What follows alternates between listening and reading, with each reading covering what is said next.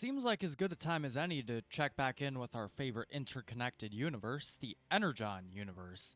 So let's take a look at the series that started it all on the channel, Transformers, 8 months later. Last we saw of Optimus and his motley crew, he got a cool new arm, suplexed Devastator, and they reclaimed the Ark from the Decepticons, but only after Spike's dad sacrificed himself in the process. There was a lot of bloodshed on both sides, including Starscream getting his teeth kicked in and left for dead by Soundwave, who's now the current leader of the Decepticons. Same situation as last video, since this is still an ongoing. Steering clear of spoilers for the most part, and I'll give a warning and handy timestamp when we eventually get to spoiler talk. With all that out of the way, let's rev up and roll out with issues 9 through 17. This will be a tad different than last time because instead of one long arc, these issues are broken up into smaller arcs that end up converging by the end. And as a result, the comic feels less laser-focused, but not in a bad way. It allows the new characters being introduced as well as side characters who've already shown up to have their own time to shine. So before we get into the more dire events, let's start with the good news. Turns out Jetfire and Ultra Magnus weren't dead like I thought in the first video. Ultra Magnus was just tortured by Shockwave for hundreds of years and reduced to a mechanical skeleton, and Jetfire is permanently stuck in his vehicle form and can't see.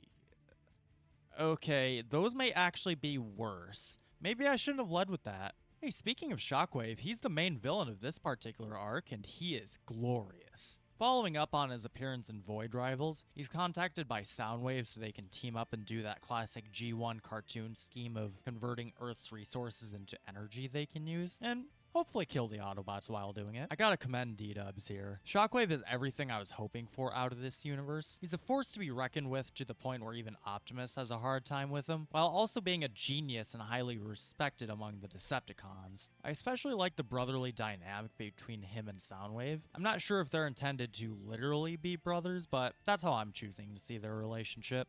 I've seen some people complain about how over the top he is. With Soundwave being the cold and logical tactician, he's got to differentiate himself somehow, so acting incredibly pompous is a good way to do that, especially given he's already known to have something of an ego to begin with. Overall, he's as in line as everyone else in their G1 counterparts, faithful while still having a more violent edge, which is also reflected in how bad things are on Cybertron at this point, but more on that in the spoiler section. Like I said earlier, he did a number on Ultra Magnus. I think this is the first time I've ever felt bad for Magnus, asking Elita 1 to kill him after being rescued. And even after thinking he's made a full recovery, he takes one look at Shockwave and bails on his fellow Autobots in favor of hiding in the forest. Dude's seriously messed up after everything he went through. Where's Rung when you need him? But anyway, that's our main A-plot. Soundwave and Shockwave joining forces, and our Autobots having the worst time dealing with it. Especially so with Optimus having some strange visions involving humans that more often than not send him into a blind rage, which also isn't helping their sudden need to work on their public image, seeing as Cybertronians aren't exactly liked to the average humans running for their lives during these huge fights. And just to make things harder, both sides are forced to split up on Earth and Cybertron due to the space bridge Shockwave used to get there. So Cliffjumper is stranded on Cybertron, while my favorite Decepticon team, the Combaticons, are stuck on Earth. Our B-plot revolves around our favorite traitorous second-in-command Starscream, who's not dead like I initially thought in the first video. We get two interwoven narratives here, being how he recovers from being beaten to near death by Soundwave, and an origin story exploring how he goes from the mild-mannered Ulktar to the relentless human squisher we know today. We even see his bestie, who's brand new to this continuity, a bot by the name of Genvo. Is it pronounced Genvo or Genvo? Hang on, let me look this up. Okay, Genvo. Thanks, D-Dubs. Anyway, Genvo seems like a real nice bot. Hope nothing bad happens to him. Starscream could use more friends. This arc even has a different artist on duty, that being Jason Howard rather than series regular Jorge Corona. I gotta say, I really like his art. I'd even go so far as to say I wouldn't mind seeing him take over the series full time going forward. What I like about this arc is that while it makes Starscream sympathetic and his hatred of Autobots understandable, it in no way tries to justify his actions. And as Andy Samberg once said, cool motive, still murder. And in the present day, he's rescued by some Mars employees who give him some mobility back by welding him to a Hiss tank since he lost his legs at some point after the fall. Hey Hasbro, I got your next G.I. Joe collab figure right here. Sure, it can't transform, but hey, it can't be any worse than that Hiss tank Megatron you put out a few years back. Meanwhile, we also get a fun side quest with Beachcomber, who's apparently been active on Earth far longer than any other Transformer, and he's just been chilling and loving nature. I love this little tangent. Beachcomber is pretty much exactly the same as he was in the G1 cartoon. A chill guy who just loves nature and doesn't want to see the war destroy this planet's fragile ecosystems. Needless to say, he's not happy when Shockwave starts doing his thing. And hey, he doesn't even die some horrific fate like some other beloved characters have up to this point. I'm pretty happy with how he's handled here. While some can be frustrated with his newfound pacifism and refusal to participate in the war anymore, no one acts like he's useless or tries to force him into it. The Autobots all understand and respect his decision. Okay, time for spoiler talk.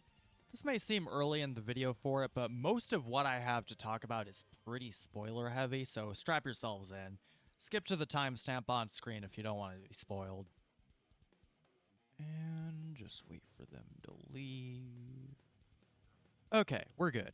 We'll start with Starscream's subplot since that's the shortest. We finally get a glimpse at how Megatron operates as a Decepticon leader, and I gotta say, it's suitably intimidating. I'm a tad disappointed that he's a gun again just for G1's sake, since I've never liked him turning into a gun. Good God, he hasn't been a gun in major media for 40 years. Can we please move on from Gun Megatron? It's especially weird because his gun mode has these vestigial tank treads for some reason. Either that or he's a triple changer with a tank mode, but if that's the case, why bother turning into a gun at all? Anyway, tangent aside, what redeems it for me is that since he needs someone to wield him, he can essentially control the wielder's body in order to do what he wants. Shown when he forces a not yet jaded Starscream into executing a bunch of prisoners. Also giving excellent motive for wanting to usurp Megatron as Decepticon leader. Good stuff, genuinely. I'm just tired of the gun mode for no reason other than nostalgia. My only other real criticism is how exactly Starscream got his name, being from Genvo's dying words. It makes sense in context and I totally get the intention behind it, but in practice it comes off like... Gotta say, it's fantastic. Say that again? It's fantastic. Wait a second. How does Jetfire know Starscream's new name if he only knew him as Ulktar? He didn't even know a war broke out, so I can't imagine he'd somehow know about his friend's name change during said war. You done goofed, D-dubs. You done goofed. But after that, we get to see him recovering from his loss and form his own splinter factions composed of the Combaticons and Astro Train, who is freed from a vault on the Decepticons' grounded ship by Soundwave. And oh boy, does he seem to have beef with Megatron for killing his love. Whoever that is. No hints who it could be so far in the story itself, but part of me wonders if it might be Blitzwing since they were kind of partners in crime in the G1 cartoon. I hope not though. I love Blitzwing and it'd be a waste to kill him off screen before the comic even started. Speaking of being a waste, I really don't like how Starscream killed that group of Mars salvagers who rescued him pretty much immediately after meeting up with the other cons. I realize it's totally in character for Screamer to not value human lives, but it would have been interesting to see a human crew on their payroll, so to speak. But all my criticisms of his arc are outweighed by one big thing that I love. Or rather, 5 things that combine into one massive thing I love. We get teases of the Combaticons combining quite a few times throughout these issues, only for it to go wrong somehow. Only to finally get this big showdown between both Decepticon teams. So we get to see the awesomeness that is Devastator versus Bruticus. It doesn't last all that long, but holy frag, I love it. During the Shockwave shenanigans, we catch up with Elita 1 and her resistance on Cybertron, and hoo-wee, there's a lot to unpack here. She carries a lot of resentment towards Optimus for leaving Cybertron and letting Shockwave take over, and she's doubly infuriated when he refuses to leave Earth and retake Cybertron with her, since there's still the likes of Soundwave and Starscream to contend with. So while her perspective is totally understandable and she's clearly been through truly horrific tragedies, it's really grating to read after a certain point, and she's utterly unlikable as a result. She doesn't gotta be a total pushover and agree with Optimus all the time, but can we just,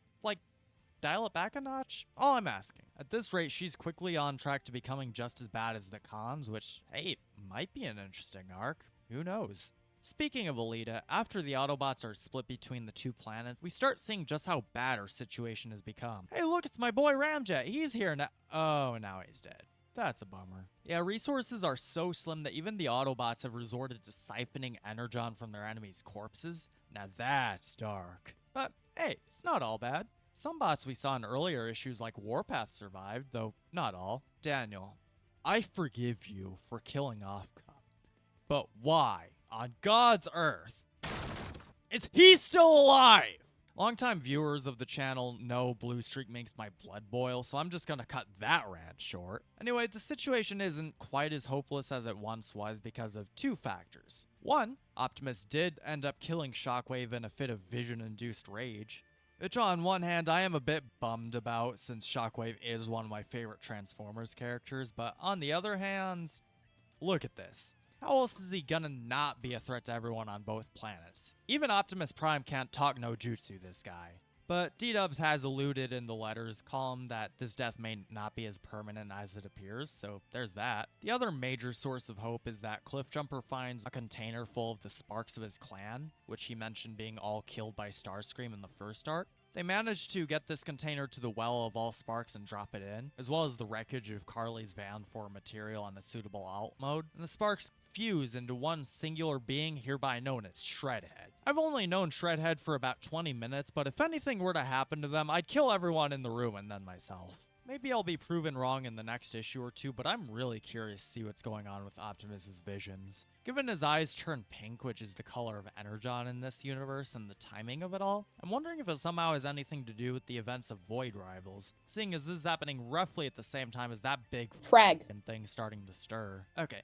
Last spoiler thing I want to cover. It looks like we're rearing up to see Megatron take back over as Decepticon leader now that he's been found by Laserbeak. Dude's got one arm and he's completely blind without using Laserbeak as his seeing eye bird, so I'm curious if he'll just bide his time and let Soundwave be the front of the operation for a while so he can be restored to his former glory, or if he tries to take back leadership by force in his current condition. Either way, it looks like he's not going to be rebuilt by Cobra like I predicted in the first video, so egg on my face there. But hey, that's the fun of covering ongoings like this. None of us know where the story's going to take it. Okay, spoiler talk over. Jeez, that's like half the video right there. But I had a lot of spoiler details to talk about. My opinion has changed on one thing since I covered the first 7 issues, and that would be on the art. Not to say it's outright bad, but I don't like Corona's artwork as much as Johnson's or even Howard's now that I've gotten used to it. Humans like perfectly fine, but these robots are downright ugly. I get everyone's in a state of disrepair and I totally vibe with that, but I feel like there's a way to illustrate that without Cliffjumper looking like my 103-year-old grandmother. As I read on, I started to feel like the comic was losing steam rather quickly, but I'm pleased to report that isn't the case. This arc did take a couple of issues to really pick up, but once it got going, it didn't let up, and I found myself getting hyped all over again like I did when Optimus suplexed Devastator. I've particularly been enjoying seeing the Decepticons infighting between Soundwave and Starscream. Soundwave has been great to watch as his own kind of leader. His cold tactical outlook has led to cons getting some genuine wins under their belts, but at the cost of rather large human casualties even cons like Thundercracker are taking issues with. I like seeing this side of the Decepticons. While Starscream and Shockwave are unrepentant monsters, you have Thundercracker and Astrotrain having some sense of honor they abide by. Even Megatron seems to have some respect for his opponents, and he doesn't seem to be enjoying any of this fighting. I can easily see Thundercracker at the very least deserting and finding his own path, if not defecting to the Autobots outright given his disgust at his own faction's actions. Meanwhile, Soundwave is somewhere in the middle. He's not a sadist doing this for his own fun. He's doing what he views as necessary to ensure their survival and victory. And at the end of the day, the guy just wants to fix his cat. Ravage has been in a state of disrepair for 17 issues now. Good God, someone get that cat fixed.